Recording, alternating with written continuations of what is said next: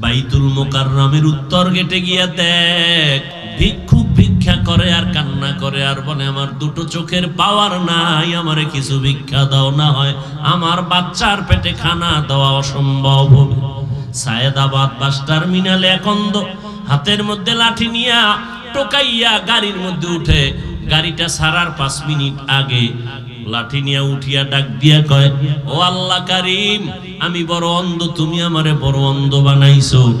যাওয়ার পথে যাত্রী ভাইরা, সিলেট যাও, বাংলাদেশ যেখানে, ঢাকা থেকে যেখানে সেখানে যাও, আমারে যাওয়ার বেলা একটু দান করে যাও, আমি অন্ধ, দোয়া করব তোমার যাত্রাটা নিরাপদ হবে। এই কথা শোনা মাত্র এমন কেউ নাই 10-5 টাকা না দেয়। কান্না কইরা কয়, তোমরা কিছু টাকা দিলে আমি সন্ধ্যাবেলা কিছু বাজার নিয়ে ঘরের মধ্যে যাই। বাসার সামনে দাঁড়ানো মাত্র যখন আমি দরজা নক করি, আমার 2টা সন্তান ছোট বাচ্চা দৌড়াই আসে। আসার পরে ডাক দিয়া, কাব্বু মজা দাও। আমার গলা জড়ায় আনন্দ করে আর কয়, আব্বু মজা দাও। আমি পকেট থেকে বের করে 2 বাচ্চার হাতে চকলেট দিয়ে দেই। চকলেট পাইয়া বাচ্চাগুলো লাফাইয়া আমার কাঁধের উপর উঠে, আব্বু তুমি কত সুন্দর, তুমি কত ভালো আব্বু, তোমার মতো ভালো কেউ নেই। আমি আমার বাচ্চা 2টারে কোলে জড়ায় কান্না করি, মালিক আমার বাচ্চাগুলো বলে আমি নাকি অনেক সুন্দর, কিন্তু আমারে তুমি এমন অন্ধ বানাইছো, আমি আজও পর্যন্ত দেখতে পারলাম না আমার কলিজার সন্তানগুলো কেমন সুন্দর। এরে যুবক, আজকে সারা রাত্র মোবাইলের দিকে তাকাইয়া কবিরা গুনাহ করো। একটু যদি চিন্তা করে দেখতি, মাওলায় যদি তোরে অন্ধ বানাইতেন, কেমনে মোবাইলে গুনাহ দেখতি বল? আমার মাওলায় কত মানুষের ঘুমের ঘরে অন্ধ বানায় দেয়। কয়দিন আর করবি, আর লাভ কি? এই মোবাইলে সারা রাত্র কবিরা গুনাহ করেছো। মায়ের বরদোয়া তোর উপরে, বাবার বরদোয়া তোর উপরে, কেউ তোরে মন দিয়া ভালো জানে না, দোয়া করে না। ওদিক দিয়া ডাক্তার হসপিটালে গিয়া পরীক্ষা কর, তোর কিডনির উপরে আঘাত আসছে। এই মোবাইলের কারণে তোর কিডনি ড্যামেজ, তোর হার্ট দুর্বল, তোর চোখের পাওয়ার নাই, তোর কানের পার্স নষ্ট, তোর বুকে ব্যথা, তোর মাথা ব্যথা বেড়ে গেছে। হাজারো কঠিন পরীক্ষাও যদি থাকে, 10 মিনিটের বেশি বই পড়তে পারো না, মাথা ব্যথা করে। বাবারে বলো, বাবা তাড়াতাড়ি নকলের ব্যবস্থা করো, না হয় পাস হওয়ার উপায় নাই। আর খোদায় যদি করোনাটা আজীবন দিয়েই দেয়, 10 বছরে অটো পাস কইরা ডাক্তার হয়ে যাবি, রোগী বাঁচাইতে না পারলেও মারতে পারবি বিসমিল্লাহ ছাড়া। ও আল্লাহর বান্দারা, হাসিয়া কথাগুলো উড়াইয়া দিও না রে যুবক। বুকের দরদ নিয়ে কথাগুলো বলতেছি রে ভাই। তোমাদের পায়ে ধরে ধরে ধরে ধরে বয়ান করি। ও আল্লাহর বান্দারা, রাত্র নাই, দিন নাই, খানা নাই, ঘুম নাই, এত কষ্ট করি রে বাবা। অনেকে মনে করো কত আরামে গাড়ি দিয়ে ঘুরি, না না, ডাক্তার আমাদের কাজ কথা শুনলে, পরিচয় দিলে চিকিৎসা করে না। আমাদের রোগের কোনো শেষ নাই।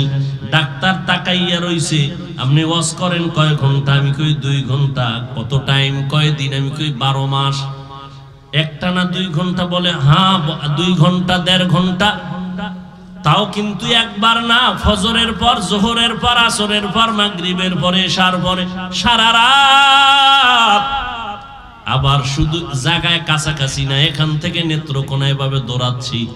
ডাক্তার বলে আপনাকে কেমনে আমি ঔষধ দিব? আপনার তো কোনো রেস্ট নাই, খানা নাই, টাইম মতো ঘুম নাই। আমি বললাম, ডাক্তার আপনি আন্দাজ করে দেন, আপনি আমগো বাঁচায় রাখার ক্ষমতা নাই।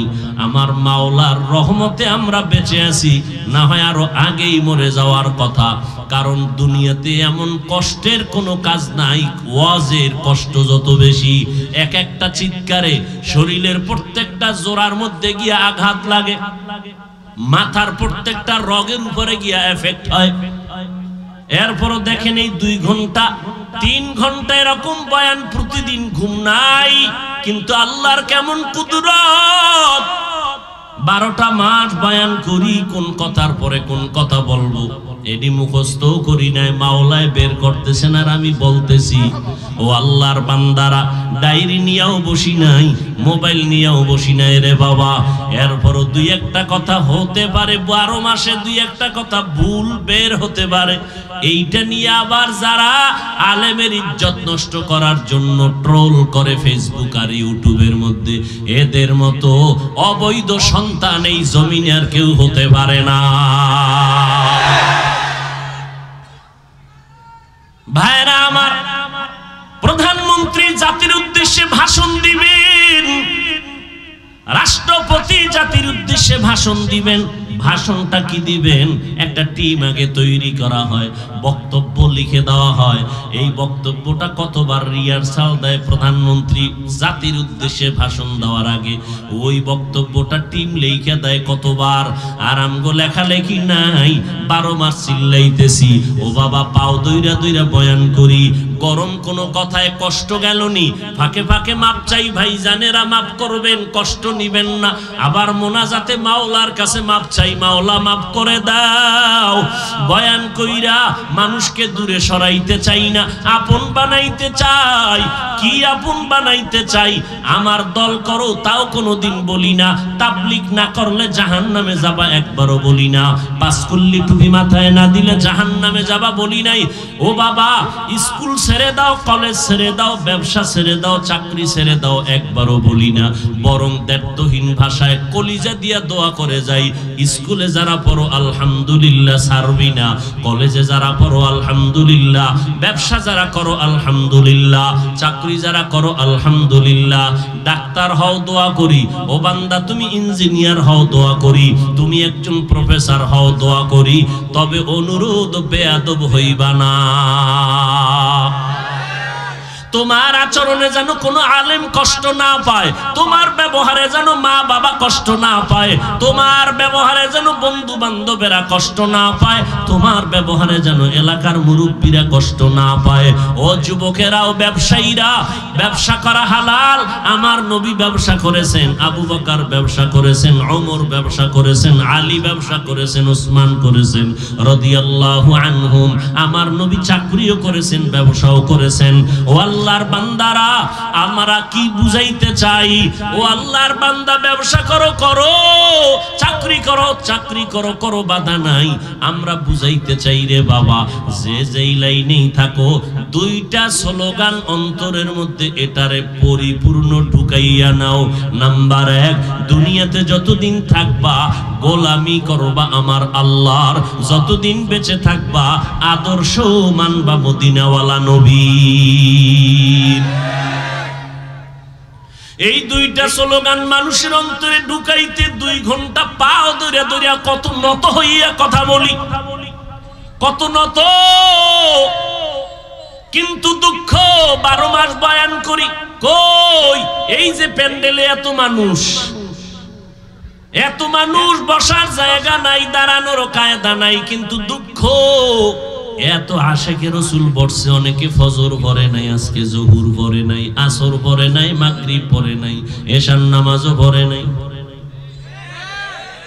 আজকে জুমার দিন অনেকে জুমায় গেছে ঠিক, কপাল খারাপ, পুরা নামাজটা পড়ে নাই। আগের সুন্নত পড়ছে কিনা জানি না, খতিব সাহেব, ইমাম সাহেব সালামটা ফিরাইছে, মুসল্লি এমন একটা দৌড় মারছে, বাসায় গিয়া দেখে আরেকজন আর জোতা নিয়ে হাজির। সালামের পরে আরো 4 রাকাত সুন্নাত পড়া লাগবে, না পড়লে গুনাহ হবে। আজকে জুমার সময় যারা ইমাম সাহেবের সালামের পরে বের হয়ে 4 রাকাত সুন্নাত পড়েন নাই, আপনারা কিছু সওয়াব আর কিছু গুনাহ নিয়ে বাড়িতে আসছে। এই হলো আপনার নামাজ, আপনি মুসল্লি। কেমন মুসল্লি? আরাইতাল্লাযী ইউকাযযিবু বিদ্দীন ফাযালিকাল্লাযী ইয়াদউল ইয়াতীম ওয়া লা ইয়াহুদ্দু আলা তুআমিল মিসকিন ফাওয়াইলুল লিল মুসাল্লিন। আপনি কেমন মুসল্লি জানেননি? আল্লাহ কয় নিকৃষ্ট একটা জাহান্নামের নাম ওয়াইল নামক জাহান্নাম। ও নামাজি মুসল্লি, তোমার জন্য ওয়াইল নামক জাহান্নাম রেডি। ফাওয়াইলুল লিল মকুন সুসতি নামাজে পাঞ্জেগানা ফাওয়াইলুল লিল মুসাল্লিনাল্লাযীনা মুমিনারা ইনামাজ ইমদাদ দা ইস্তাঈনু আয়াতে কুরআন বাখা আয়াতে কদ আফলাহারা ইয়াদকুন গাউরুকুন দরমানিয়াজদিল সাদিকুন। 12 মাস বয়ান করব কি প্যান্ডেলের ভিতরে ঢুকে বিড়ি নিয়া মোনাজাতটা দিয়া বাসায় যাইতে না যাইতে বিড়ি টানে, আবার প্যান্ডেলের বাইরে গিয়া বিড়ি টাননেওয়ালা আশেক আছে না নাই?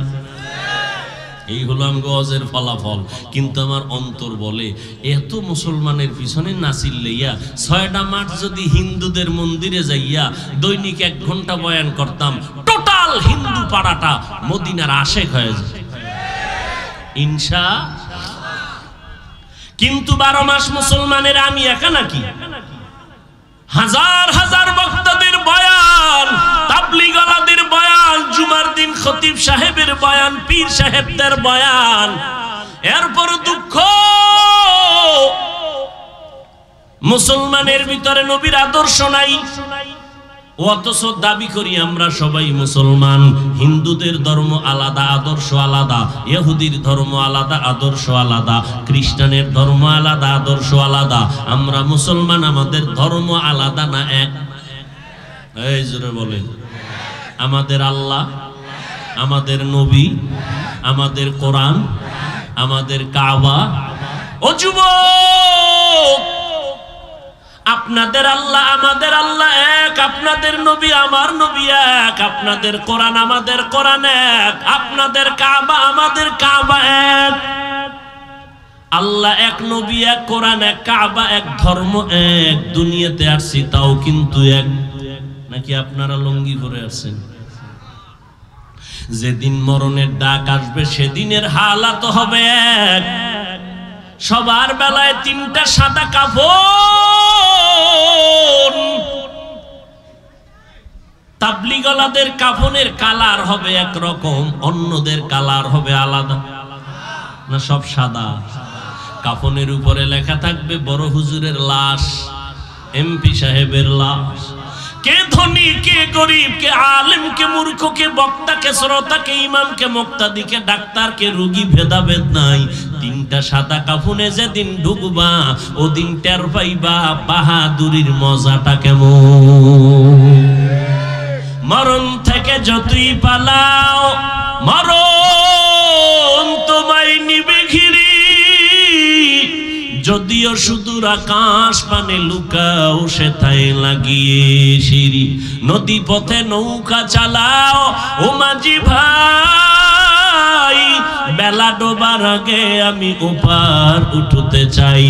ডুবে গেলে বেলা রে আর উঠে না, ভেঙ্গে গেলে মেলারে আর জমে না। ও আল্লাহর বান্দারা, পায়ে হাত রেখে বলে গেলাম শুনে নাও। আল্লাহর নবীর আদর্শের মালা গলায় লাগাও। আমরা মুসলমান নবীর আদর্শওয়ালা যারা আছি ওলামায়ে কেরাম সহ, ও বাবারা, আমগো টুপি মাথায় দিলে মাথা গরম হয়। তোমার থেকে কম বুঝি না রে বাবা। আমগো মাথা নষ্ট হয় নাই, আমরা কোনো নেশা পান করি নাই, হারাম কিছু খাই নাই, হালাল খানা খাইতেছি। মাথা গরম হবে কেন রে বাবা? যদি গরম হইতো ময়দানে বয়ান করতে পারতাম না। ও আল্লাহর বান্দারা, জামাটা পরলে শরীর বড় গরম লাগে, তোমার থেকে কম বুঝি নাই। এরপরও কেন টুপি ছাড়ি না, জামা ছাড়ি না? নামাজ পড়তে ফজরের নামাজে শীতের দিন কত কষ্ট, এরপরও নামাজ বাদ দেই না রে বাবা। দাড়িটা লম্বা করলে যৌবনের ভাব চলিয়া যায়, এত কিছু বুঝার পরেও কেন দাড়ি ফালাই না? কারণ এই দাড়ির কারণে, টুপির কারণে সরকার আমগো বেতন দেয়। বরং এই টুপির কারণে, এই দাড়ির কারণে, এই নবীর সুন্নতের আমলের কারণে কত উলামায়ে কেরাম জীবন ভর কষ্ট করেছেন, কত মানুষ মানুষ টুপিওয়ালা বলে টিটকারি করে, তিরস্কার করে, কত মানুষ দাড়িওয়ালা বলে তিরস্কার করে। মাদ্রাসায় পড়ে লাভ নাই, তাবলীগ করে লাভ নাই, নামাজ পড়ে লাভ নাই, পর্দা করে লাভ নাই। এত কিছু বলার পর, এত লজ্জা দেওয়ার পরেও আমরা আলহামদুলিল্লাহ নবীর আদর্শ থেকে পিছনে যাই নাই। এইবার বলবা হুজুর আপনারা কত উপরে গেছেন। আমি পাল্টা প্রশ্ন করব, যারা তোমরা নবীর আদর্শ জবাই করছো, তোমরা নবীর আদর্শের উপরে তোমরা কত উপরে উঠেছো? একজনেও জবাব দিতে পারবা না। আমি জবাব দিয়ে গেলাম, শুনে নাও। আমরা বলি এইটাই, যারা নবীর তরিকা মানে না এরাও 3 বেলা খায়, নবীর তরিকাওয়ালারাও 3 বেলা খায়। আপনারা নবীর তরিকা যারা মানেন না, আপনারাও ঘুমান, আমরাও ঘুমাই। আপনারা যেমন বিয়ে শাদী করেছেন, ব্যবসা করেন, চাকরি করেন, নবীর আদর্শওয়ালারাও বিয়ে শাদী করে, সন্তান নিয়ে চাকরি করে, ব্যবসা করে। আপনারা যেমন স্বাধীনভাবে দেশ বিদেশে ঘুরেন, নবীর আদর্শওয়ালারাও স্বাধীনভাবে দেশ বিদেশে ঘুরে। ও আল্লাহর বান্দারা, নবীর আদর্শের কারণে আমগো দুনিয়ার লাইনে এক চুল পরিমাণ সম্মান কমে নাই। ইহুদিরা চায় মুসলমান মরে যাক, খ্রিস্টান দুনিয়ার সব বিধর্মীরা চায় ইসলামের আলো বন্ধ হয়ে যাক। আবার এদের সাথে কিছু মুনাফিক মুসলমানেরা তলে তলে তাল মিলায়। এত দুশ্মনের মাঝে তাকায় দেখো, নবীর আদর্শওয়ালাদের সম্মান এখনো কমে নাই। মহামারী করোনা, এর থেকে আরো মহামারী ডেঙ্গু। আমার কাছে মনে হয় করোনার থেকে আরো মারাত্মক ডেঙ্গু। না জানি আরো কত কঠিন গজব আসে, কারণ এই বাঙালিরে কম সম গজবে ধরে না। বুঝেন না কথা? কম পাওয়ারের গজবে ধরে না, কারণ করোনার আগের বেনামাজি এখনো বেনামাজি, করোনার আগে বেপরদাওয়ালা এখনো বেপরদাওয়ালা, করোনার আগে মদের বোতল পানকারী এখনো মদের বোতল নিয়ে দৌড়ায়। আল্লাহ কয় তোরে পাওয়ারওয়ালা ডেঙ্গু দিতেছি, তওবা যদি না করো এর থেকে আরো পাওয়ারফুল গজব আল্লাহর কাছে আছে না নেই? আল্লাহ দিয়া ধ্বংস করতে সময় লাগবে না। ও আল্লাহর বান্দারা, ভালো করে বুঝো, আল্লাহর নবীর আদর্শের কারণে একটু সম্মান কমে নাই। করোনার ভিতরে ব্যবসায়ীর ব্যবসা বন্ধ, চাকরিজীবীর চাকরি বন্ধ, লেখাপড়া বন্ধ, দরজায় তালা লাগানো। আল্লাহর হাজার শুকর, এই করোনার ভিতরে আলহামদুলিল্লাহ ওলামায়ে কেরামরা কোথাও গিয়া ভিক্ষা চায় নাই, কোথাও গিয়া বলে নাই না খাইয়া মরে গেছি। আলহামদুলিল্লাহ কোরআনের একটা মাদ্রাসাও বন্ধ হয় নাই। করছেন ও যুবক, স্কুলে পড়ো, কলেজে পড়ো, চাকরি করো, ব্যবসা করো, বাধা নাই, করো। দোয়াটা করে গেলাম, তবে অনুরোধ, নবীর আদর্শের মালা গলায় লাগাও রে বাবা। নবীর আদর্শের মালা গলায় লাগাইয়া আবু বকরের সম্মান বেড়ে গেল। কেমন সম্মান! 10 বছরের সন্তান হযরত আলী নবীর হাতে গিয়ে আদর্শ গ্রহণ করলেন। আল্লাহ তাআলা এত সম্মান বাড়াইলেন। 27 বছর বয়সে হযরত ওমর নবীর হাতে গিয়ে কালেমা পড়লেন। সম্মান কেমন বাড়লো! আম্মা জান আয়েশা রাদিয়াল্লাহু আনহা 6 বছর বয়সে নবীর সাথে বিয়া হয়ে গেল। 9 বছর বয়সে নবীর ঘরে আসলেন। এই যুবকেরা ভালো করে শোন, আম্মা জান আয়েশা রাদিয়াল্লাহু আনহার মাত্র 6 বছর বয়স, নবীজির সাথে বিবাহের বন্ধন হয়ে গেল। যখন আম্মা জানের 9 বছর বয়স, নবীর ঘরে চলে গেলেন। আম্মা জানের যখন 18 বছর বয়স, নবী দুনিয়া থেকে বিদায় নিলেন। হিসাবটা বুঝে থাকলে বলো বাবা, আম্মা জান নবীর ঘর করলেন কত বছর? দেখছেন হুশ নাই? কয় বছর? মাত্র 9 বছর। অথচ আমাদের কত বোন 18 বছরে বিয়েই হয় না, আছে না? আর আম্মা জানের 18 বছর বয়স, ঘর করলেন মাত্র 9 বছর। নবী এর মধ্যে বিদায় নিলেন। আম্মা জানকে আল্লাহ এই 9 বছরের ভিতরে নবীর ঘরে 18 বছরের নারী 9 বছরের সংস্পর্শে আল্লাহ কি দিয়েছেন? আম্মা জান আয়েশা বলেন, আম্মা জানের আসেনি? আরে আম্মা জান ভালো করে শুনেন, আম্মা জান আয়েশা বলতেছেন আমি 18 বছরের নারী নবীর কাছে 9 বছর থাইকা কি বরকত পাইছি জানো? আলহামদুলিল্লাহ আমি আয়েশা 2000-এর উপরে হাদিসের হাফেজা হয়ে গেছি। নবীর আদর্শের কারণে আবু বকর এত দামি হয়ে গেলেন। আম্মা জান একদিন নবীকে জিজ্ঞেস করেন, নবী আপনার আদর্শের গড়া সাহাবায়ে কেরামের মধ্যে মর্যাদা কার বেশি? আম্মা জানের মনে মনে নিয়ত, আম্মা জান ভাবছেন আমার আব্বার নামটা আগে কইব। আব্বা কে? কে? নবী কয় ওমরের মর্যাদা বেশি। বলে কেমন? কয় রে আয়েশা, আকাশের দিকে তাকাইয়া দেখো অগণিত নক্ষত্র, এর থেকেও বেশি ওমরের আমল নামায় নেক বেশি। আরো আস্তে করে বলে, জিন্দেগি মে বন্দগি তু কর নাহি,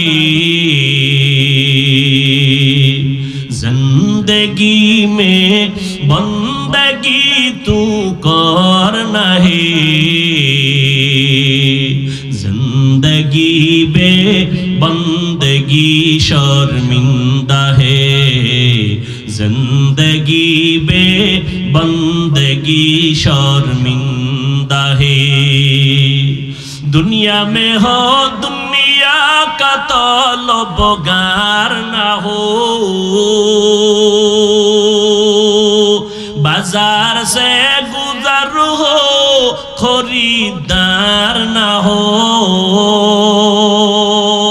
दुनिया में हो दुनिया का तलबगार ना हो, बाजार से गुजर हो खरीदार ना हो। ये दुनिया एक मिसले कागज फूल है, ये दुनिया एक मिसले कागज फूल है, जिंदगी में बंदगी तू कर नहीं, जिंदगी में बंदगी तू कर नहीं, जिंदगी बे बंदगी शर्मिंदा है, जिंदगी बे बंदगी शर्मिंदा है। ইউটিউব খুলবি, আমিও তো মোবাইল চালাই, মোবাইল চালা আছে দুনিয়াতে কোনো হুজুর, সবাই চালাই, দামি মোবাইল চালাই, টাকা লাগে না। একজনের আমেরিকার দেয় হাদিয়া দিয়ে দিছে, 1.5 লাখ টাকা দাম দিছে, ভালোই বড় বড় তাফসির কে কিনার। আর এটি আলগি দেওয়ার সময় কই মোবাইলে কিতাব দেখি, মোবাইল একটু সহায়ক হয়।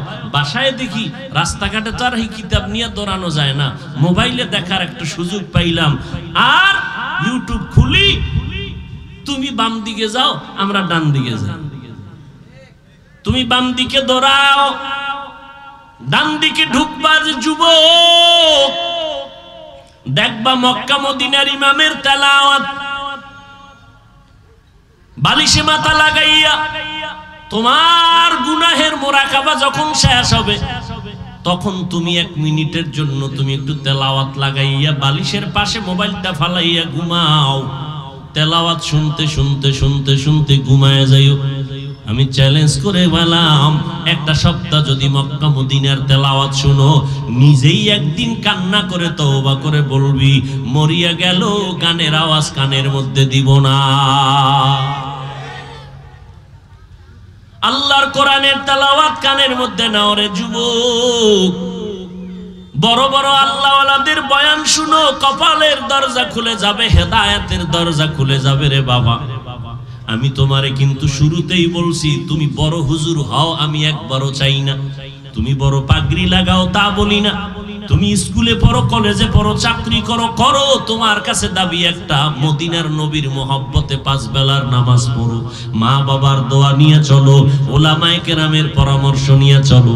মনে মনে ভাবতে পারো, হাফিজ ভাই এটা কেমনে সম্ভব, কত ব্যস্ত সময় পার করি।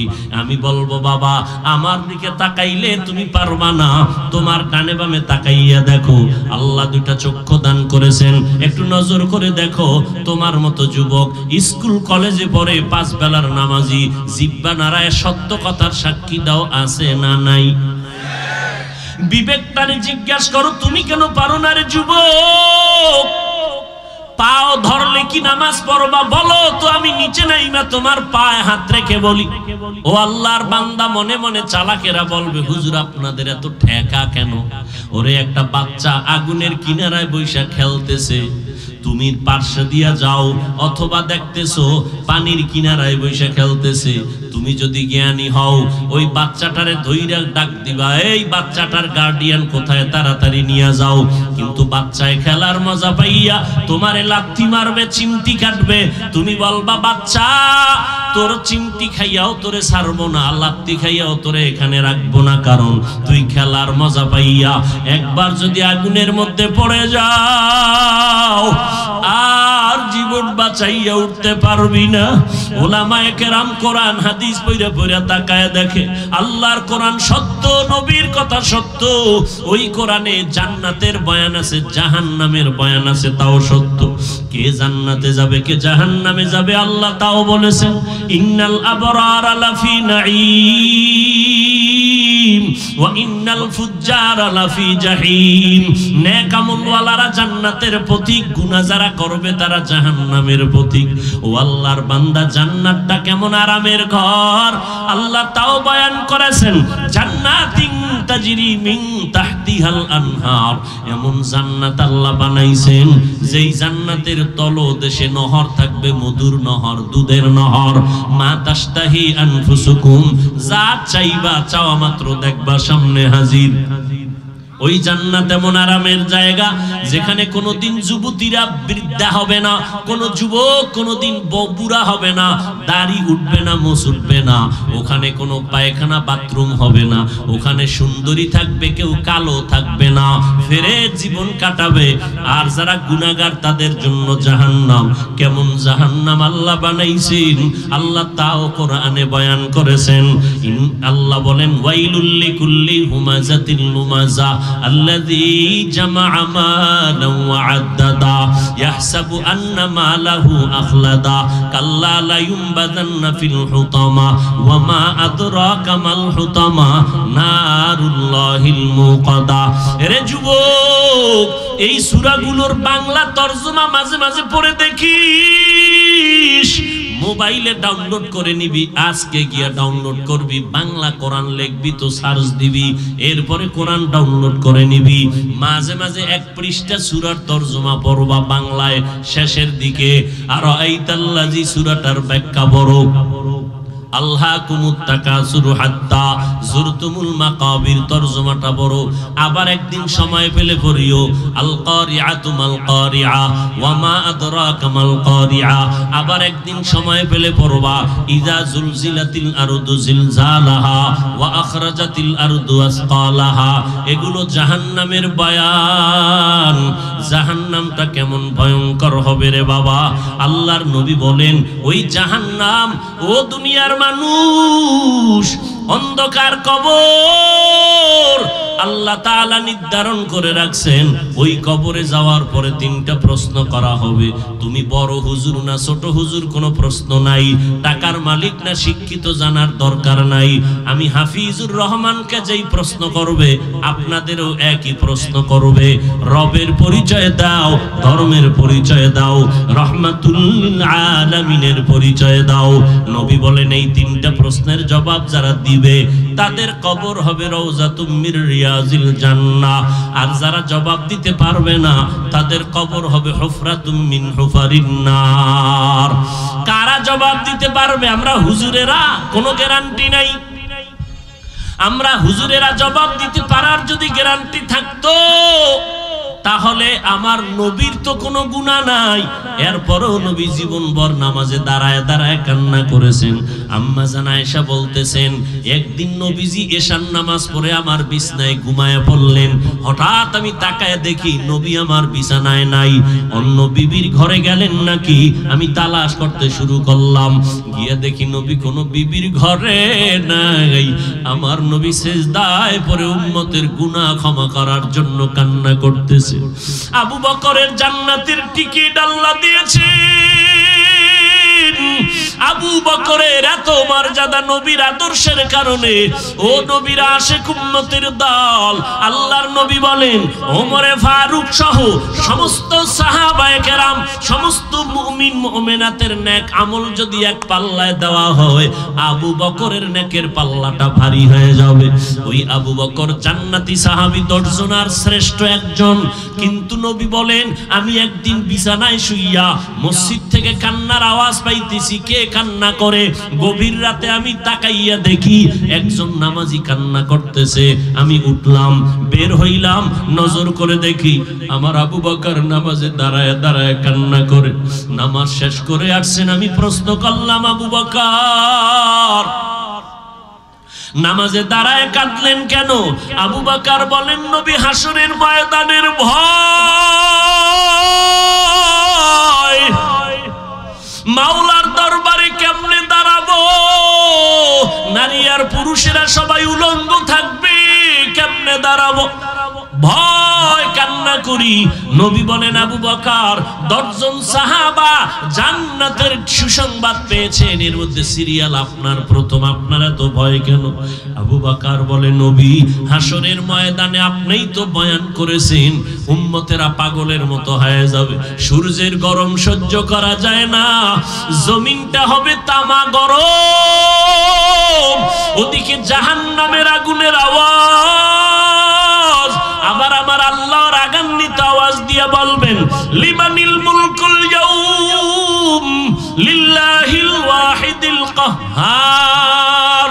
আল্লাহ পাকের রাগান্বিত কুদরতের আওয়াজে হাসরের ময়দানটা থরথর করে কেঁপে উঠবে, মানুষগুলো পাগলের মতো হয়ে যাবে, সহ্য করা যায় না সূর্যের গরম, গুনাহগারের মাথার মগজগুলো ভাতের মারের মতো ফুটতে থাকবে, পায়খানার রাস্তা দিয়ে পেটের নাড়ি বুড়িগুলো বের হয়ে যাবে।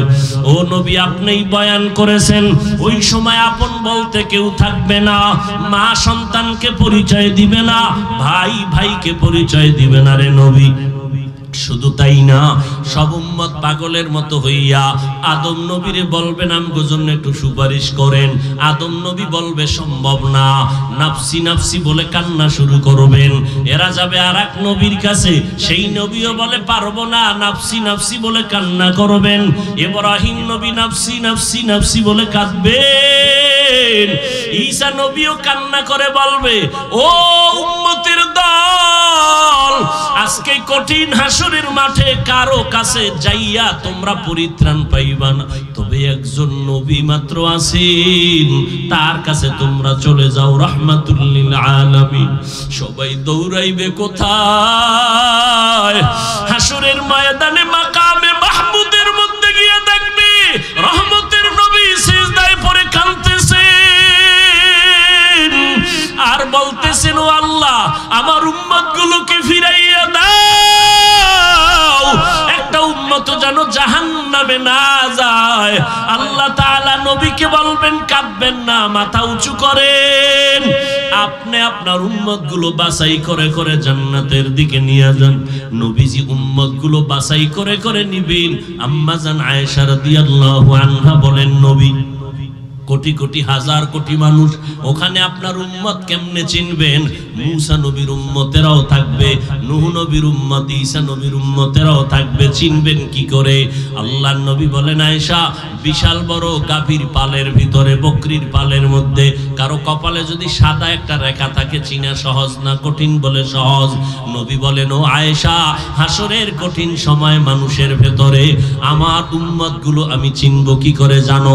আমার উম্মত যারা যারা খাঁটি পাঁচ বেলার নামাজ ওযু বানাইয়া পড়েছে, কিয়ামতের ময়দানে এদের ওযুর অঙ্গগুলো নূরের আলোতে ঝলমল করতে থাকবে।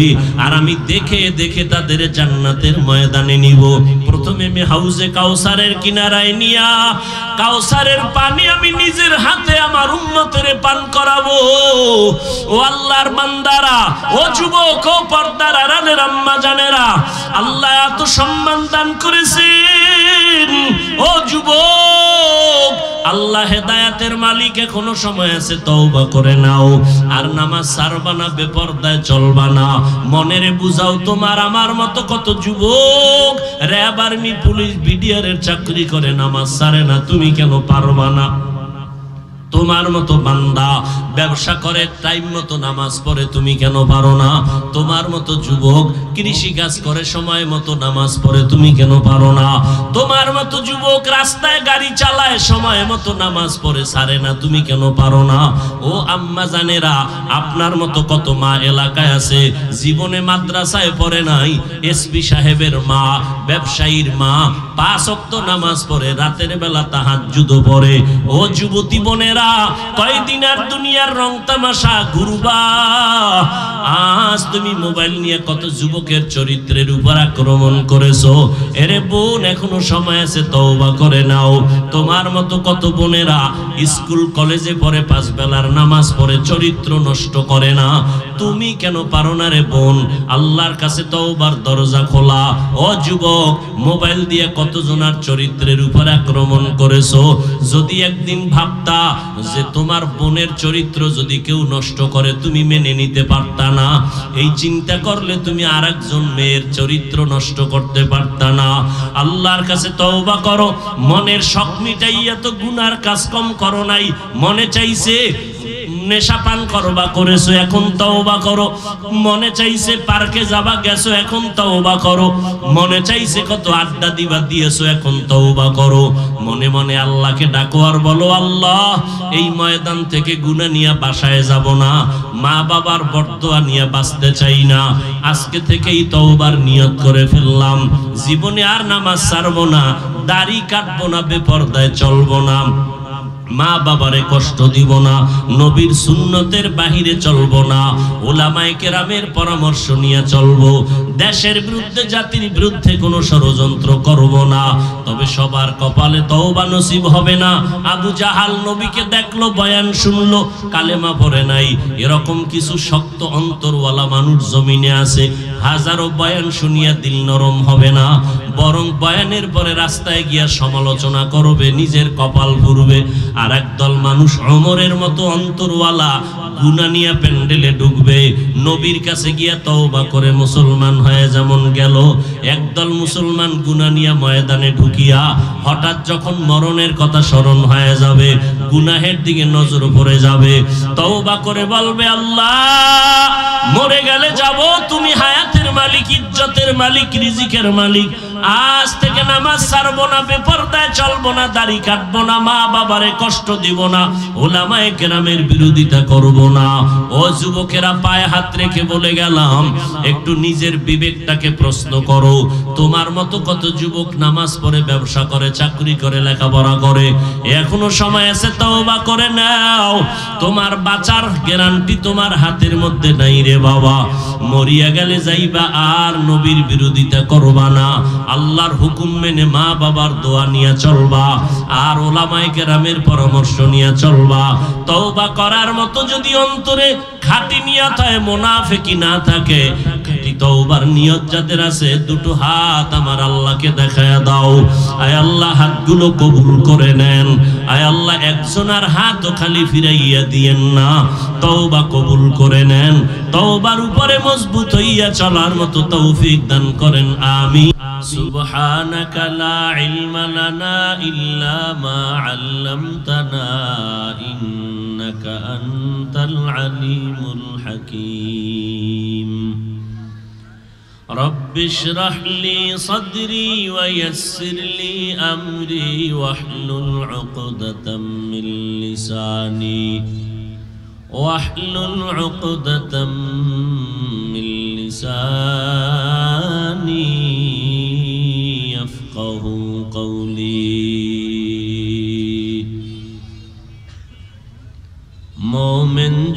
ফেদা নকশ কাফে পায়ে নবী হো, मोमिन जुफेदा नक्शो काफे पाए नबी हो ज़ीर कदम आज भी आलम का खजीना, हो ज़ीर कदम आज भी आलम का खजीना। गर सुन्नत नबवी की करे पैरवी उम्मत, गर सुन्नत नबवी की करे पैरवी उम्मत, तूफान से निकल जाएगा फिर इसका सफीना, तूफान से निकल जाएगा फिर इसका सफीना। आशिक हो बिरादर शहंशाह दो आलम, आशिक हो बिरादर शहंशाह दो आलम, सुन्नत की पैरवी करते रहो हर जहर दाम, सुन्नत की पैरवी करते रहो हर जहर दाम। এই ভলিউম বাড়াও ভাই।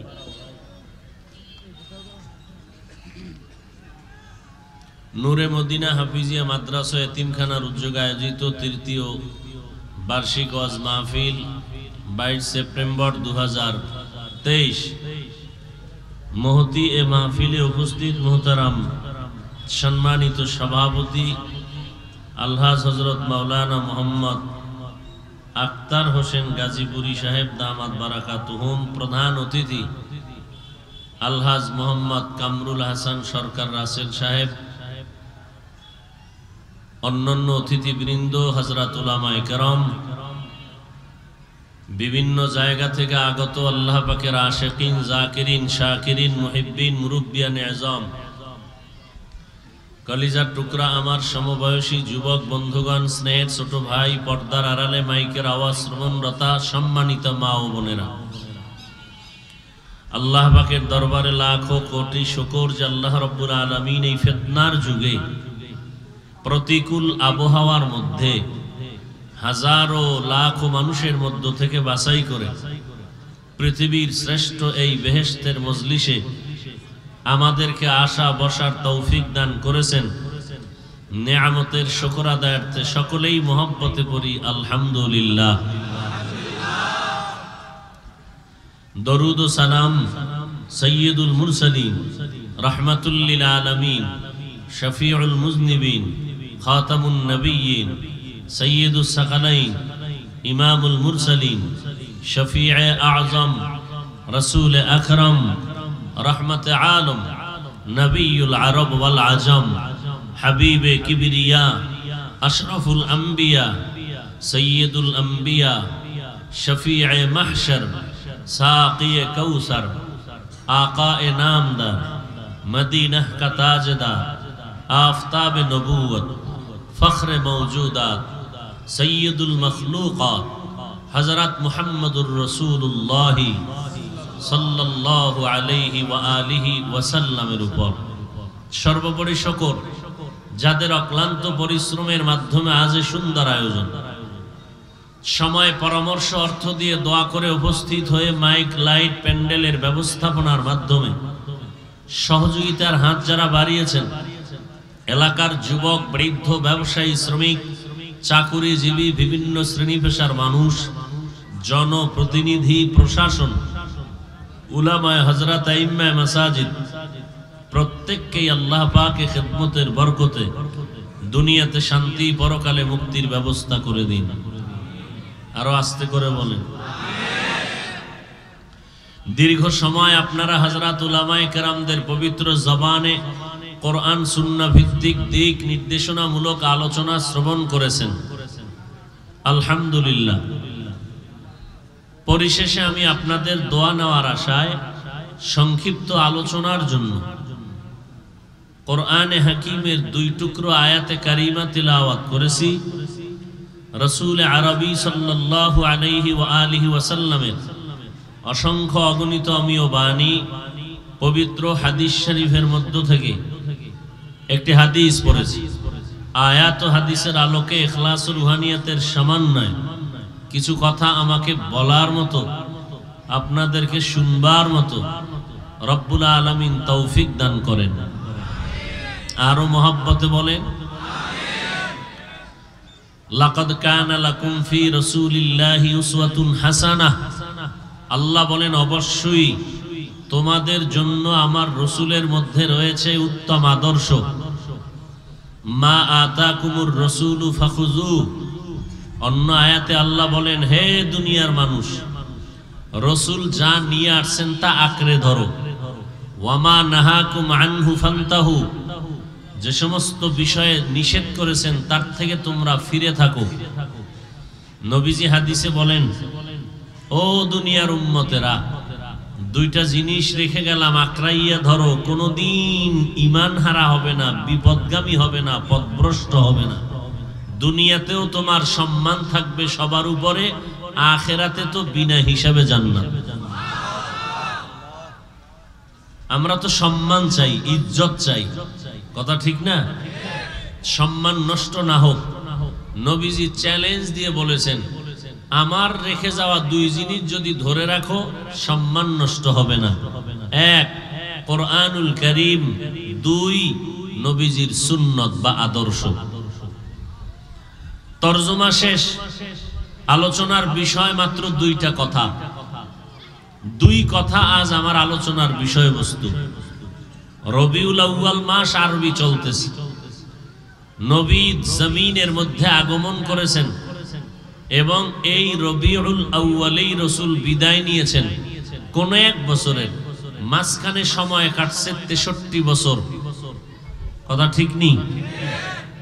প্রশ্ন, নবী আসলেন কি নিয়া আর রেখে গেলেন কি? এই দুই কথার জবাব আমার বয়ান শেষ। নবী কি নিয়ে আগমন করলেন, কি রেখে চলে গেলেন? রওজা মুবারাকে মদিনাতুল মুনাওয়ারায় আমার রাসূল জিন্দা অবস্থায় নামাজের হালাতে আল্লাহর মারিফতের মজা নিবেন কিয়ামত পর্যন্ত।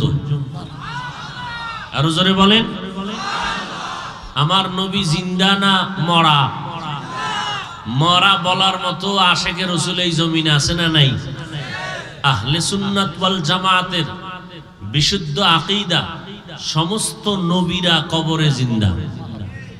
সমস্ত আম্বিয়া কেরাম কবরে কি শুধু জিন্দাই না, আল্লাহ কোরআনে বলেন ওয়াহুম ইউরজাকুন, তাদেরকে রিজিক দেওয়া হয় কবরে। কি দেওয়া হয়?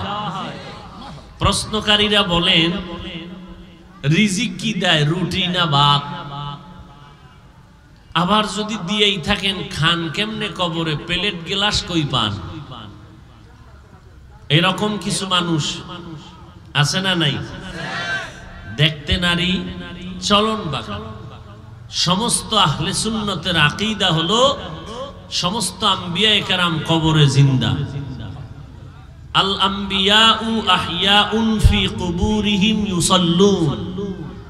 নবী বলেন, আম্বিয়া কেরাম কবরে নামাজরত অবস্থায় আছেন। এই অবস্থায় কিয়ামত পর্যন্ত থাকবেন, আল্লাহর মারিফতের মজা নিতে থাকবেন। নবী কি নিয়ে আসলেন, কি নিয়ে গেলেন? প্রশ্ন, এই দুইটার জবাব হবে আজকের বয়ান সংক্ষেপ।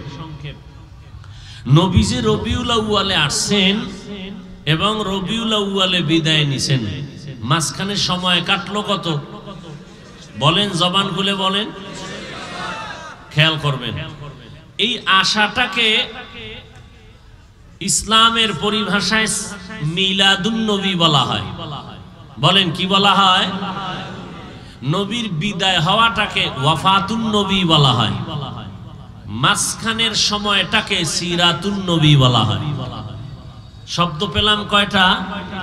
মিলাদুন নবী, ওয়াফাতুন নবী, সিরাতুন নবী।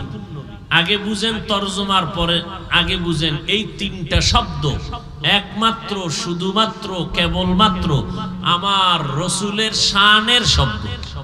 এটা আর কোন নবীর শান এই শব্দগুলো সচরাচর এমনিতে ব্যবহার হয় না। এবার শুনেন তরজমা। মিলাদ জন্ম, আন্নাবী অর্থ হলো সুপরিচিত নবী। বলুন তো, মাছ, গাছ, গ্রহ, নক্ষত্র, সৌরজগৎ, নবমণ্ডল, ভূমণ্ডল, আদম, হাওয়া, জলে স্থলে সুপরিচিত জঙ্গলের পশুর কাছে, গর্তের পিপিলিকার কাছে, সাপের কাছে, মাছের কাছে, আলমে আরওয়া রুহের জগতে, কবর জগতে, হাসর জগতে, জান্নাতের জগতে সব থেকে কোন নবীর পরিচিত বেশি? তাহলে আমাদের সুপরিচিত নবী বললেই রহমাতুল্লিল মিলাদুন নবী শব্দের অর্থ হলো আমাদের সুপরিচিত নবীর জন্ম মোবারক। ওয়াফাতুন নবী শব্দের অর্থ হলো আমাদের সুপরিচিত নবীর ইন্তেকাল। সিরাতুন নবী শব্দের অর্থ হলো আমাদের সুপরিচিত নবীজির জীবন আদর্শ। এবার আসেন, রবিউল আউয়ালে আসছেন, রবিউল আউয়ালে বিদায় নিছেন, বার ছিল সোমবার, মাস নিয়ে কোনো ইখতিলাফ নাই, বার নিয়ে কোনো ইখতিলাফ নাই, বুঝে আসছে? আসছেনও সোমবার, বিদায় নিছেন সোমবার, টাইম নিয়ে ব্যবধান। আসার টাইম সুবহ সাদিক, যাওয়ার টাইম খুব খেয়াল করবেন, জোহরের নামাজের আগে সোমবার, জোহরের নামাজের আগে চাশতের সময় রসুলের ইন্তেকাল, বুধবার দিন গিয়া তাহাজ্জুদের সময় দাফন। প্রশ্ন, রসুল বলেছেন মাইয়িতকে দ্রুত দাফন করো, দেরি করবা না, মাইয়িতের কষ্ট হয়। আমার রসুলের হাদিস মতে রসুলকে দাফন করবে দ্রুত, রসুলের দাফনে 3 দিন দেরি হলো কেন? জটিল থেকে জটিল দুইটা সমস্যা শুরু হয়ে গেল রসুলের ইন্তেকালের সাথে সাথে। এক সমস্যার সমাধান দিলেন 18 বছরের নারী উম্মাহাতুল মুমিনিন আম্মা জান আয়েশা রাদিয়াল্লাহু আনহা। আর এক জটিল সমস্যার সমাধান দিলেন আম্মা জানের আব্বা জান সিদ্দিক আকবর, যার স্থান সবার ঊর্ধ্বে, আবু বকর সিদ্দিক রাদিয়াল্লাহু আনহু সমাধান দিলেন। সমাধান হলো দাফনের ব্যবস্থা হলো। সমস্যা কি? রসুলের স্থানে বসবে কে? নবী বলে যান নাই ওমর বসবে, আলী বসবে, আবু বকর বসবে, স্পষ্ট বলে যান নাই। নাম্বার 2, রসুলের দাফন হবে কোথায়? মক্কা ওয়ালারা কয় আমগো দাও, মদিনার আনসার বলে আমগো দাও। সমাধান দিয়েছেন আম্মা জান আয়েশা রাদিয়াল্লাহু আনহা। নবী কি নিয়ে আসলেন? সংক্ষেপ জবাব, পৃথিবীতে রসুল উত্তম আদর্শ নিয়ে আসছেন। কি নিয়ে আসছেন? কি রেখে গেলেন? 2 জিনিস রেখে গেলেন, কোরআন সুন্নাত। বলেন, কোরআন আর সুন্নাত। কেমন উত্তম আদর্শ? আমি এক কথায় জবাব দেই, পৃথিবীতে ভিন্ন সমস্ত আদর্শ নাপাক, মদিনার রসুলের আদর্শই হলো পাক। ইমামুল আউয়ালিন আল আখিরিন বাহর সদকা রহমাতাল লিল আলামিন সাইয়্যিদুল কাউনাইন খাতমুল মুরসালিন আখির আমদ বুদ ফখরুল আউয়ালিন। সারা দুনিয়ার মানুষের আদর্শ না পাক, একমাত্র আমার রসুলের আদর্শই হলো পাক। কেমন একটা সময় নবী জমিনে আসলেন, যেই সময় সারা জমিনের ভেতরে মক্কা নগরীর মানুষ বড় খারাপ, এতটাই চরিত্র তাদের দুর্বল। ইতিহাসের পৃষ্ঠা বলে মক্কার মানুষের মতো খারাপ ওই সময় জমিনের আর কোথাও খারাপ মানুষ ছিল না। এরা সৃষ্টির মধ্যে নিকৃষ্ট খারাপ, এত বেশি খারাপ, এদের জন্য আল্লাহ ডাক্তার বানাইয়া, সৃষ্টির শ্রেষ্ঠ ডাক্তার আমার নবীরে বানাইয়া পাঠাইলেন। আমার নবী শ্রেষ্ঠ ঔষধ দিয়ে আসলেন, এমন ঔষধ দিয়া দিলেন মক্কার মানুষ নবীর দেওয়া ঔষধ গ্রহণ করে এত দামি হয়ে গেল, কিয়ামত পর্যন্ত মুহাম্মদের ঔষধ ছাড়া আর কারো ঔষধ কাজে লাগবে না। শ্রেষ্ঠ ডাক্তার কাকে বলে? যেই ডাক্তার চিকিৎসা করলে দ্বিতীয় আর কোনো চিকিৎসা লাগে না। আমার রাসূল শ্রেষ্ঠ নবী। শ্রেষ্ঠ তো তখনই হবেন যার আদর্শের পরে ভিন্ন কারো আদর্শ প্রয়োজন হবে। অন্য মানুষের আদর্শ নাপাক কেন? বলে মানুষটাই নাপাক, দেমাগ নাপাক, দুর্বল মানুষ আমরা। আল্লাহ বলেন ওয়া খুলিকাল ইনসানু যায়ীফা, আমি ইনসান জাতির বড় দুর্বল করে বানাইলাম। মানুষ এতটাই যে দুর্বল, একটা পিপিলিকার কাছেও আমরা দুর্বল। ও বান্দা, তুমি দুনিয়ার লাইনেও দুর্বল, আখিরাতের লাইনেও তুমি দুর্বল। মানুষ এতটাই যে দুর্বল, একটা পিপিলিকার কাছেও আমরা দুর্বল। মানুষের বানানো হাতের 2 টাকা দামের একটা প্লেটের কাছে আমরা বড় দুর্বল। এক কথায় বলা যায় আমাদের মতো দুর্বল কোনো প্রাণী আল্লাহ বানান নাই। কিন্তু আবার আল্লাহ দুর্বল বানাইয়া বলে বান্দা তোরে দুর্বলের কারণে ফালায়া দেই নাই, তোর মর্যাদা এত বেশি দিয়েছি। আমি আল্লাহ নূরের সৃষ্টি ফেরেশতাকে শ্রেষ্ঠ বানাই নাই, আগুনের সৃষ্টি জিন শয়তানকে শ্রেষ্ঠত্ব দান করি নাই। আমি আল্লাহ দুর্বল মানুষগুলোকে মাটির থেকে বানাইয়া আবার সম্মান দিলাম ফেরেশতাদের থেকেও উপরে। এক কথায় মানুষের মতো দুর্বল যেমন কোনো প্রাণী নাই, আবার এই মানুষের মতো শ্রেষ্ঠ কোনো প্রাণী আল্লাহ বানান নাই। দুর্বল হইয়া শ্রেষ্ঠ হয় কেমনে? কয় দুর্বল হওয়াটাই শ্রেষ্ঠ হওয়ার কারণ। ঘরের মধ্যে আপনাদের সন্তান আছে না নাই? মনে করেন বাচ্চা একটা ছোট, তার বড় ভাই বোন আছে। ওই বাচ্চাটার দিয়ে সবার নজর। টেলিফোন করে ভাই বোনের কাছে, মায়ের কাছে। ভাই ফোন করে আমাদের বাবু কেমন আছে, ভালো, খবর আগে নেয়, মায়ের খবর পরে নেয়। বোন টেলিফোন করে আম্মু বলো বাবু কেমন আছে, ভালো। আব্বা জান স্ত্রীকে বলে বাবুরে খেয়াল করে ধরে রাখবি, কোনো বিপদ যেন না আসে। স্ত্রী যদি কামে যায়, কাজে যাওয়ার আগে বলে স্বামী সন্তানটার দিকে নজর রাখো। এত চতুর্মুখী নজর রাখার জন্য বাচ্চার দিকে সতর্ক দৃষ্টি কেন? বাচ্চা সন্ত্রাসী, হ্যাঁ কি দুর্বল। এরপর সবাই কেন চোখ রাখতে বলে? কারণ মোহাব্বত। বড় একটা বাচ্চা গ্লাস ধরে ভেঙে ফেলাইছে, আব্বাও ধমক দেয়, মাও ধমক দেয়, পারলে বোনেও ধমক দেয়। আর ছোট বাচ্চাটা 90,000 টাকার মোবাইলটারে বালতিতে ভিজায় চার্জ দিতেছে। কেউ রাগ হয়নি? কেউ যদি ধমক দেয় কয় সাবধান, আব্বা জান একটু চোখ গরম করেছে, বাচ্চাটা বাবার চোখের গরম দেখা কান্না করে। সেকেন্ডের মধ্যে চুম্বুকের মতো হাত বাড়ায় কয় তোমারে কিছু বলি নাই, কোলে আইও। কেন কেন? মোহাব্বত, ভালোবাসা। কেন এত ভালোবাসা? বড় সন্তান গ্লাস ভাঙছে ধমক দিল, ছোট সন্তান মোবাইল বালতি ভিজায় দিল 90,000 টাকার, কিচ্ছু বলল না, হালকা চোখের গরম দিয়ে কয় তোমাকে বলিনি, কোলে আসো। মোহাব্বত। মোহাব্বত বাড়লো কেন? দুর্বল। আল্লাহ বলেন মানুষ বড় দুর্বল। তোমাদের থেকে সূর্য বড় শক্তিশালী, বাঘ শক্তিশালী। আমি আল্লাহ সবাইরে বলছি সাবধান, এই জঙ্গলের বাঘ, আমার বান্দা বড় দুর্বল, বেয়াদবি করবি না। তাহলে ছাড়ুম না, কারণ এই দুর্বল বান্দা আমার বড় মোহাব্বতের। জমিন থেকে প্রথম আসমান 500 বছরের দূরত্ব। প্রথম আসমানটা মোটা 500 বছরের দূরত্ব, ওখান থেকে আবার মহাশূন্য খালি জায়গা 500 বছরের দূর। এরপরে দ্বিতীয় আসমান 500 বছরের দূরত্ব। এইরকম এক আসমান থেকে আর এক আসমানের মধ্যখানে খালি জায়গা 500 বছরের দূরত্ব।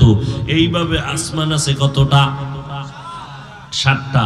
আল্লাহ বলেন এত বিশাল আসমান আমি বানাইছি, একটু নজর করে দেখ, ওই আসমানের মধ্যে আমি আল্লাহ পাক নিচের থেকে কোনো খুঁটিও দেই নাই, উপর থেকে কোনো রশির টানাও লাগাই নাই। এই যে আসমানটা বানাইছি, আবার এই সমপরিমাণ 7টা জমিন বানাইলাম। নজর করিয়া দেখ, ফি সিত্তাতি আইয়াম, আমি মাত্র বিশাল বড় বড় আসমান 7টা জমিন বানাইছি 6 দিনে। কয় দিন? এরে বান্দা ভালো করে বুঝো, এত বিশাল আসমান আল্লাহ বানাইছেন, জমিন বানাইছেন কয়দিন? একটু চিন্তা করো। পশুকে আল্লাহ চিন্তা করার মেধা দেন নাই, আল্লাহ মানুষকে দান করেছেন।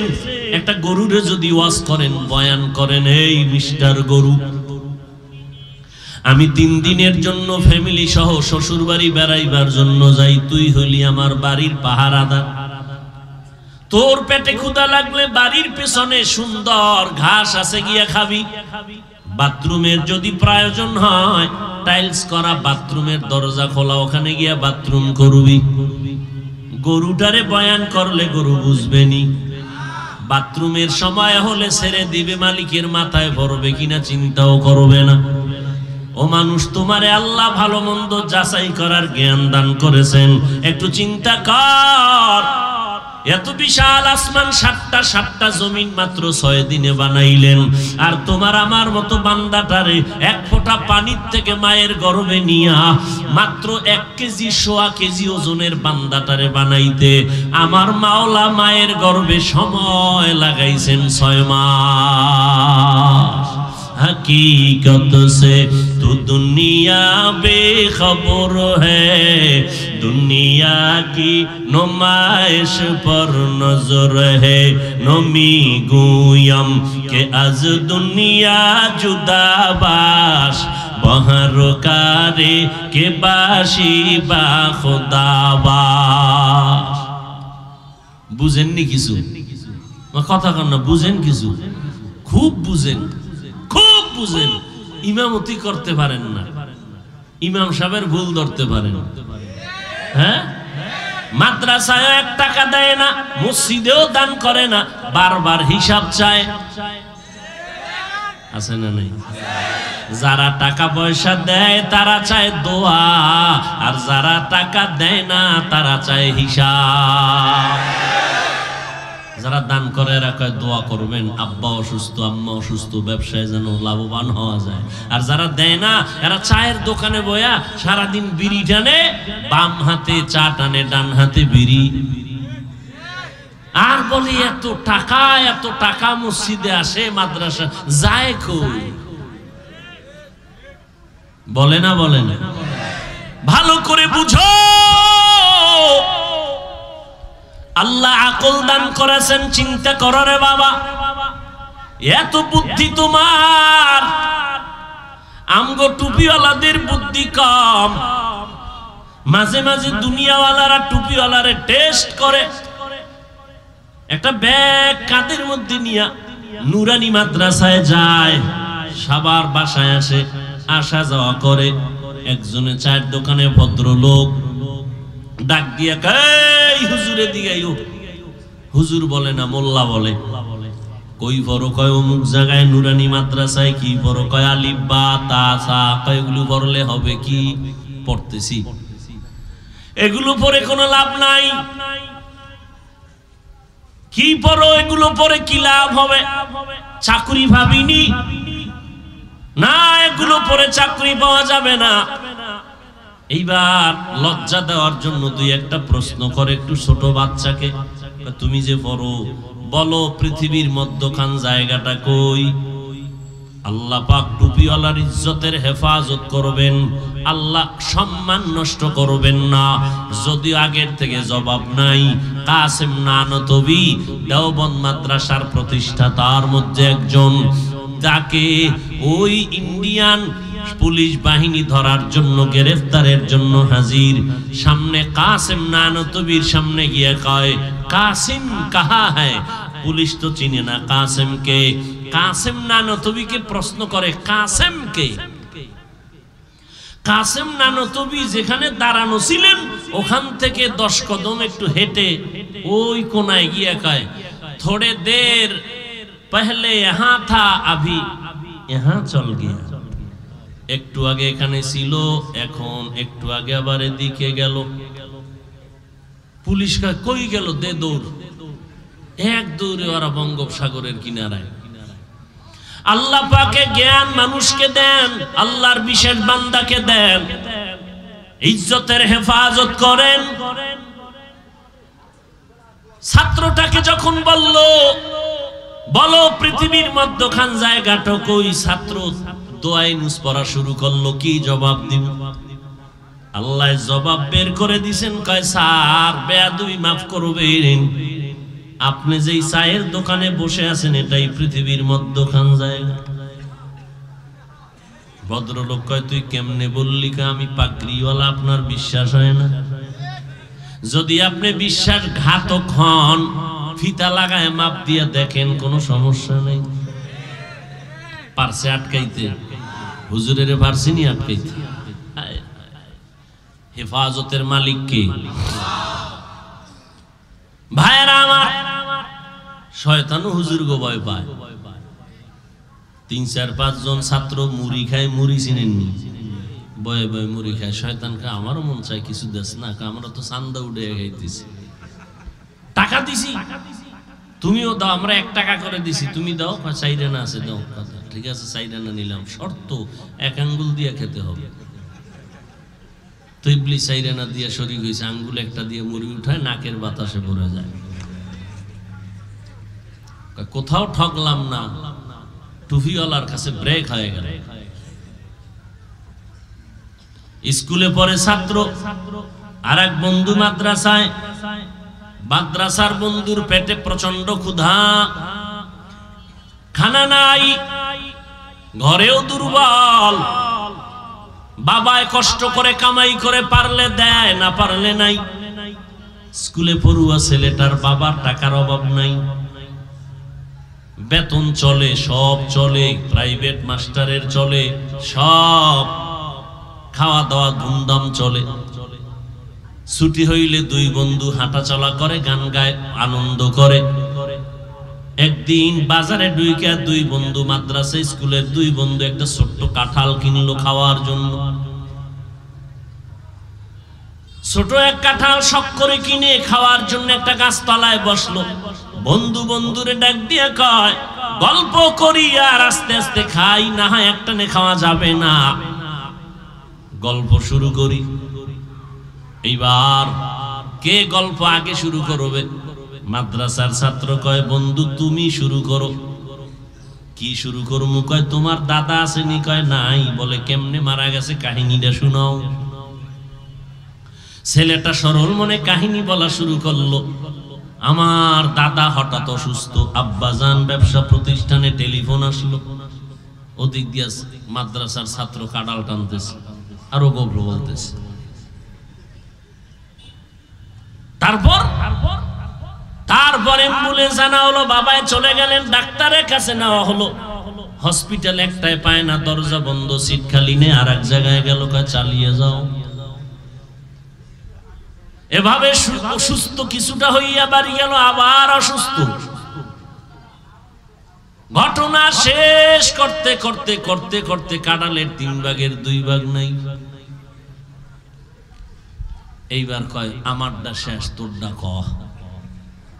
মাদ্রাসার ছেলে কয় আমার দাদার ঘটনা তেমন বেশি না, হঠাৎ শুনলাম পড়লো আর মরলো।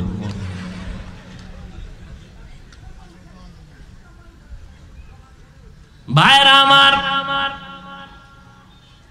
আমি তো সব জায়গায় বলি, পৃথিবীতে জ্ঞানের একমাত্র ভান্ডার হলো কোরআন। আল্লাহর কসম, দুনিয়ার যত বৈজ্ঞানিকরা বিজ্ঞান আবিষ্কার করেছে, ভালো করে তদন্ত করে দেখবেন, কোরআন থেকে বিজ্ঞান আবিষ্কার করেছে। দুনিয়ার সমস্ত বিজ্ঞানীরা যদি কোরআন শরীফটা অধ্যয়ন করে, বলতে বাধ্য হবে কোরআনের মতো দামি বিজ্ঞানের কিতাব আর একটাও। সমস্ত দুনিয়ার দার্শনিকগণ যদি আমার মাওলার কোরআনটা ধরে অধ্যয়ন করে, ওরা বলবে দর্শনের কিতাব কোরআনের মতো আর একটাও নাই। ঐতিহাসিকগণ যদি মাওলার কোরআনটা ধরে অধ্যয়ন করে বলতে বাধ্য হবে ইতিহাসের কিতাব আল্লাহর কোরআন থেকে আর একটাও নাই। দুনিয়ার ইতিহাসের কিতাবের মধ্যে আজে বাজে ডান বাম লেখা পাওয়া যায়, ভুল ভাল পাওয়া যায়। আল্লাহর কোরআন ইতিহাসের এমন এক কিতাব যে কিতাবে চ্যালেঞ্জ দেওয়া কোনো ভুল নাই, ভুলের অবকাশও নাই। ভুল বের করার জন্য কিছু কিছু পণ্ডিতেরা অপচেষ্টা করেছে ১৫০০ বছর পর্যন্ত, একটা ভুল বের করতে পারে নাই, বরং কালেমা পড়ে তারা মুসলমান হয়েছে। ভাইরা আমার, রাহমাতুল লিল আলামিন উত্তম আদর্শ নিয়ে আসছেন। কেমন উত্তম আদর্শ? নবীর আদর্শ পাক এমন উত্তম আদর্শ নিয়ে আসলেন। আমার নবীর আদর্শ এমন পবিত্র, কারণ কি? আমার নবী পবিত্র। আমার নবী কেমন পবিত্র? আমার নবীর জিন্দেগির মধ্যে কোনো গুনাহ, সমস্ত নবীরা মাসুম, বেগুনা, নিষ্পাপ। একথা যারা অস্বীকার করবে তাদের ঈমান 0 পয়েন্টে চলে যাবে। রহমতের নবীর কোনো গুনাহ নাই, আছে? ইন্না ফাতাহনা লাকা ফাতহাম মুবিনা লিয়াগফিরা লাকাল্লাহু মা তাকাদ্দামা মিন যামবিক ওয়া মা তাআখার ওয়া ইউতিম্মা নি'মাতাহু আলাইকা ওয়া ইয়াহদিয়াকা সিরাতাম মুস্তাকিমা। আমার নবীর সব গুনাহ মাফ। মনে মনে কোনো কল্পনায় যদি কোনো চিন্তা করেন, আল্লাহ বলেন তাও আমি মাফ করে দিলাম। ও নবীর কোনো গুনাহ নাই। আমার নবী এমন একজন নবী, ও গাজীপুরের মুসলমানেরা পারলে একজন নেতার নাম বলো, একজন মনীষীর নাম বলো। আমার নবী একমাত্র নবী যেই নবীর 63 বছর হায়াতে একটা মিথ্যা কথা কখনো বলেন নাই। একজন নেতার নাম বলো যে মিথ্যা বলে নাই, একজন মনীষীর নাম পেশ করো যে মিথ্যা কথা বলেন নাই। ইতিহাসের পৃষ্ঠায় রহমতের নবী যার 63 বছর হায়াতে কোনো মিথ্যা বলেন নাই।